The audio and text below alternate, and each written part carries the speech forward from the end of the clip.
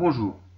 Alors aujourd'hui, un petit problème de proportionnalité pour lequel nous allons remplir le tableau de deux manières. Ensuite, on fera le graphique de ce problème en utilisant l'échelle qui nous est donnée ici. Je lis l'énoncé. Ce mois-ci, 4 semaines, M. Fogel a dépensé 20 € pour acheter ses magazines. Important, chaque semaine il achète les mêmes. Et il a dressé un tableau récapitulant ses dépenses en fonction du nombre de semaines écoulées. Il achète les mêmes, c'est très important ici, parce que si ce n'était pas le cas, nous ne serions pas dans une situation de proportionnalité. Donc il faut vraiment qu'il achète chaque semaine les mêmes magazines et qu'il dépense la même somme chaque semaine. Donc, en dessous, je vois apparaître le tableau qui est déjà pré-rempli, avec sur la première ligne les semaines, et dans la seconde ligne, la somme dépensée en euros. Et on voit bien que pour 4 semaines, un mois, 4 semaines, il a dépensé 20 € pour acheter ses magazines.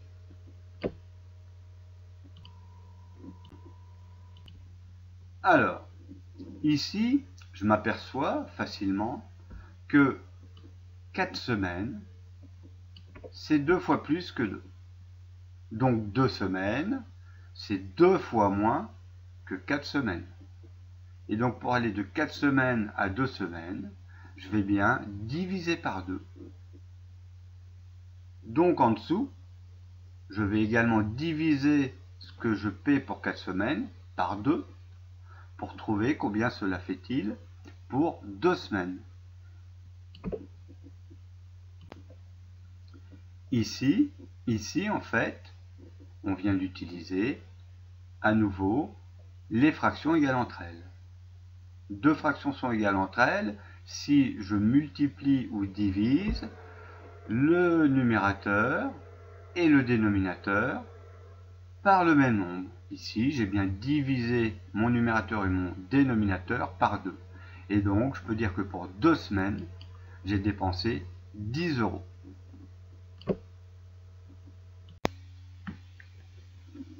Je peux également facilement calculer la somme que je devrais payer pour 20 semaines, puisque je m'aperçois que 20 semaines, c'est 5 fois plus que 4 semaines.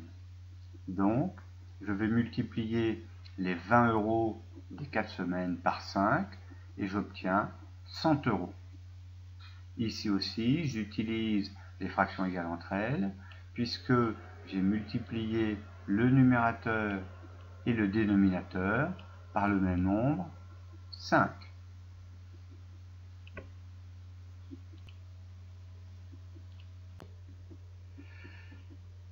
Mais dans ce tableau, je m'aperçois d'une autre chose également. Je m'aperçois qu'à chaque fois, pour aller des nombres de la première ligne vers les nombres de la seconde ligne, je multiplie par 5. Je vois bien que 2 fois 5 font 10, 4 fois 5, 20, 20 fois 5, 100. Donc ici, j'ai un rapport évident, facile à trouver et surtout facile à utiliser, qui est 5. Pour aller du haut vers le bas, je multiplie mes nombres par 5. Ça, c'est pas très dur.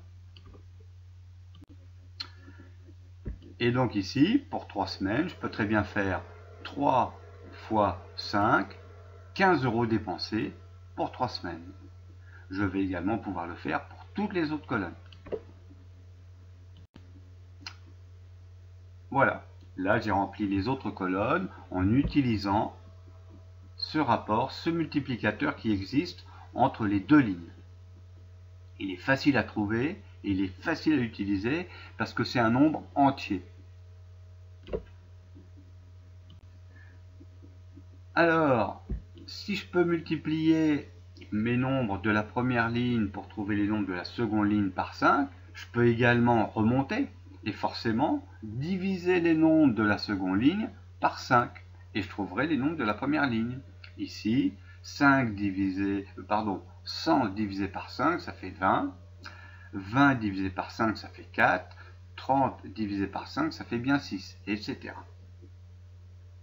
Donc ce qui est intéressant ici, c'est qu'on a un rapport de 5 entre la première et seconde ligne, soit multiplié par 5, soit divisé par 5. C'est intéressant parce que, quel que soit le nombre du haut ou le nombre du bas, on peut toujours faire le calcul, sans problème. Je remarque aussi que je pouvais additionner deux colonnes entre elles pour trouver une troisième. Ce que je dépense pour 3 semaines et ce que je dépense pour 6 semaines, c'est bien sûr équivalent, les deux, à 9 semaines. Et bien en dessous, si je dépense 15 € pour 3 semaines et 30 € pour 6 semaines, et bien pour 9 semaines, je dépenserai 45 €. 15 plus 30. Puisque 9 semaines, c'est comme si j'achetais 3 semaines de magazine et en plus 6 semaines de magazine.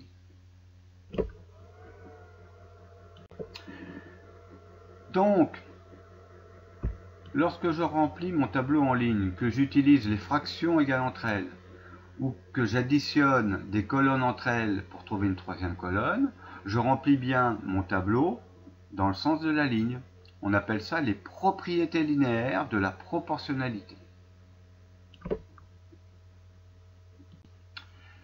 Par contre, lorsque j'utilise un rapport entre les deux lignes, ici le rapport c'est 5, soit x 5, soit divisé par 5.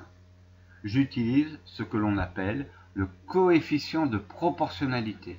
Dans ce cas-là, je remplis mon tableau en colonnes, on pourrait dire verticalement.